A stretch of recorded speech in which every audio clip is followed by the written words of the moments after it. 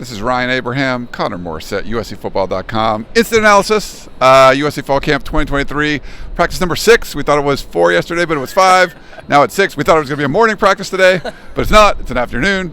That's okay. Back over on Dedeaux Field, Ryan. We got to do an instant analysis for Media Day, so we're going to do another one now. Let Chris go in there and work on his ghost notes. But it was a full pads practice for the very first time. Again, over on Dedeaux Field, so we got to do some observations over there. Saw some defensive line drills up close, which was kind of cool. But there was a kind of a different feel for it being a full pads practice today. Yeah, out of the portion that we saw, so many people talk about, and we've been asked this going back weeks, is the defense working on tackling? And I can report today that, yes, they were.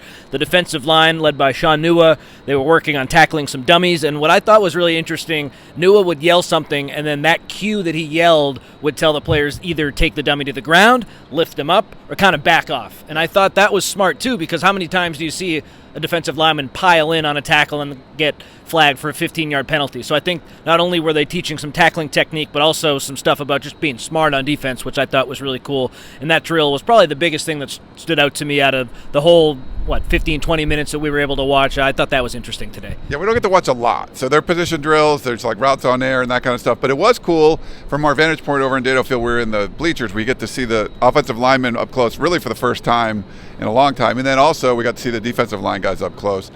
After practice, it was more about, we have to go away for a while and then we come back. It was a lot of offensive line focus. We got to talk to offensive players, a couple of coaches, Josh Henson, offensive line coach and offensive coordinator, and Kyle McDonald, the running backs coach. But Josh Henson was really interesting because he comes up, we're in the scrum. I asked him the first question, like, hey, first day in full pads, like, how was it? And he was like, the defense beat us or whatever. The defense was better. I'm like, well, why was that? Or like, what happened? He's like, they were just better. It was like these really kind of short answers. Then he started opening up. It was obvious that he was not happy with the physicality that the offensive line brought, and gave an example. I think it was Emmanuel Pregnon who had 2 of his better reps, but that was after he got yelled at by Josh Henson to say, bring up the intensity. He wants them to bring up the intensity. But you could tell the entire interview, he was just not happy the way his offensive line played. No, and this goes back to something that Lincoln Riley's talked about in the spring and in the fall. The better teams that he's been around, sometimes the defense does win in practice. And with Lincoln Riley coach teams, we all know about the offense. We're so used to the offense winning. I'm sure last year the offense won more than the defense in a lot of practices. But this year's different, and the defense is doing a much better job. So Coach Henson today, he was really frustrated with the physicality, like you said, and he called out some players, like you mentioned too, Ryan. And I think that's really important. He wants guys to really take it upon themselves to get fired up. He doesn't want to be the one to have to fire these guys up. So you can look at it one of 2 ways. One way, okay, it's too bad the offensive line was getting beaten up today. Hopefully they'll learn from it. 2, I think that this can really be a growing experience for them. And the leaders in the room, Justin Dedeaux, Jonah Monheim, they're going to meet with their guys tonight, and they'll say, hey, we didn't really do well today. Let's go out tomorrow, another practice, and make sure we do a whole lot better. I expect the offensive line, which I think is going to be one of the strengths of the team, to really come back tomorrow and bring it because they didn't have a good day today. I think that's going to flip tomorrow. Yeah, and I think, you talking to him, it was clear that there were days he was very happy with how the offensive line played, how they were physical. But today, you kind of felt like this was more of a final exam. Not that it's the first day in full pads, but your midterm might be worth 25%. Like your final's worth 50. Full pads day seems like they're worth more, and it feels like this was the first full pads day. And I think that's part of the reason, or a big part of the reason, why he wasn't really happy. Yeah, and another interesting thing that I thought that he brought up, he was asked who's improved the most, and he mentioned Mason Murphy and Michael Tarquin, and now there's a world where they're both fighting for that right tackle spot if Jonah Monheim's going to be the left tackle. And I asked Mason, who spoke with us after practice, what's it like competing with Michael Tarquin? He looked me dead in the eyes and he said, I don't want to talk about the depth chart right now. I'm not thinking about that competition. So I didn't really glean too much from that. Obviously, it was sort of a non-answer. It's interesting, though, that I think that's a position battle that maybe a couple weeks ago we didn't know about. Now Jonah is at left tackle. Mike Tarquin's at right tackle. I expect him to be the right tackle, but Mason Murphy had a opportunity a year ago to play a little bit, and he sees that, and now he wants to play some more. So he's not going to let that right tackle job go to Michael Tarquin easily. He's going to fight for it. Yeah, he talked about, we were asking about some of the veterans. He really likes the way the young guys have come in. They're physical. They still have a ways to go. Justin Dedeaux was like, man, it's like shifted from a bunch of veterans. There's more younger guys in the room. But at one point, Gino Quinones came out for a little bit, and they had 3 of those transfers in. Emmanuel Pregnon is playing. Jared Kingston's playing. Michael Tarquin's playing. So you got 3 new guys that are all running with the one. So he said, that's something that they're going to have to rely on those veterans, but it looks overall just like there's a lot more depth on the offensive line. The young guys are going to be able to play, and a lot of these veteran guys are probably going to be starting. Yeah, and even though it was a disappointing day for the offensive line, we still got a lot of insight into the freshmen, like you mentioned, Ryan. Cooper Lovelace talked about Alani Noah has some moments that really make him go, wow, and he's going to be a special player. Mason Murphy brought up Noah, as well as a couple other guys who have really impressed him.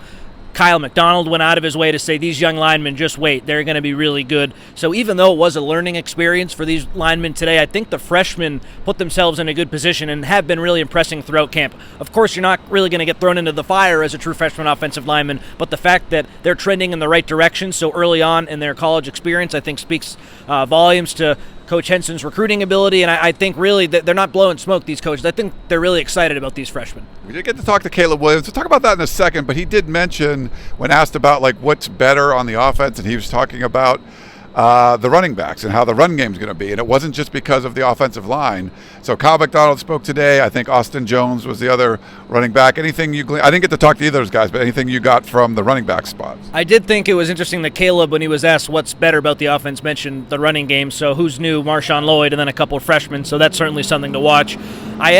I try to ask after every practice who made the play of the day, who had the most eye-popping play that you saw today. And Austin Jones said freshman running back Amarian Peterson had a 3-yard touchdown run where he put a nasty move on a defender and scored. And he looked at me dead in the eye and he said, this kid's going to be really special. So we're getting a lot of hype from these freshmen today. That was something I learned because we hear so much about Quentin Joyner had the huge spring game. Peterson did well too, of course, but I thought Joyner really stole the show in that game. Today, some love for Peterson, and anytime we can get information on freshmen, I think that's really important. Yeah, a little information. We can't watch practice, but we heard a lot of noise coming from the far end and the 3-yard touchdown run, probably working on some goal line. We also heard they had they brought a speaker out there and there was noise going on, so maybe they're doing some goal line stuff, and Peterson shined out there. Yeah, I think they're working on some red zone stuff. No one told me that, but that's a big part of football, obviously, and I think that was probably what happened. And I imagine there were some chances for the offense to score, and they didn't score, and that's probably why Henson was a little upset too. Maybe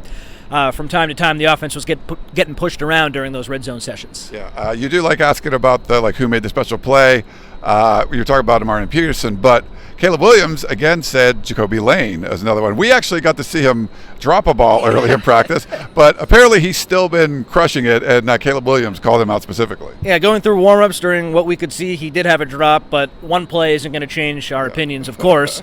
And again, we talked about this the whole time. When guys bring up other guys without being asked about them, that really means a lot. So Caleb's asked, hey, who's impressed you? And Jacoby Lane's one of the first names mentioned. We talked on the podcast about how in the recruiting rankings he might be the 4th guy of this freshman receiver class. But don't forget about Jacoby Lane. He's really talked about the most so far. I'd say him and Zach Branch. So he's certainly a guy to watch. It's going to be really tough to get on the field as a true freshman receiver, but I give Jacoby Lane a chance based on what he's done in camp. Caleb Williams, he was pretty stoic, I guess. He's just sort of he's going through, it's his business for him right now. So he's going to do the interviews because he's supposed to do the interviews, but it's just sort of all right, he's going to pass on. Anything you got out of what he was talking about today? He mentioned Mason Cobb as a player who's really impressed him defensively. And then again, he mentioned, without being asked, Mason Murphy, a guy who we've talked about a little bit earlier with the offensive line, maybe fighting for that right tackle spot. Wasn't asked about him. He said Mason Murphy's really impressed me, and we mentioned earlier how Coach Henson said he's one of the most improved offensive linemen. So I think Mason Murphy's stock is slowly but surely trending upwards, and just hearing Caleb Williams talk about that, a guy who's protecting Caleb Williams, I thought that was important. Yeah. All right. Well, we'll probably wrap things up. Any final thoughts from fall camp practice number 6? Doubling down on what I said earlier, the fact that the offensive line got bullied a little bit, got out-physicaled, I'm really interested to hear from the players and the coaches tomorrow. We won't hear from the offensive line because we heard from them today, but Coach Riley, I want to ask him tomorrow, hey, how did the offensive line respond? Because I think that's one of the strengths of this team. They didn't have a good day today. I think that they will have a good day tomorrow because they're too good to be pushed around 2 days in a row. Yeah, this will be a 3rd practice in a row we get to cover, Wednesday, Thursday, and then Friday. Friday will be Lincoln Riley only, but still observe in the beginning of practice everything. Then take a break for the weekend, and we'll be back covering practices and everything next week. But that's going to wrap it up. Connor Morrissette, I'm Ryan Abraham. Make sure you check out USCfootball.com for more.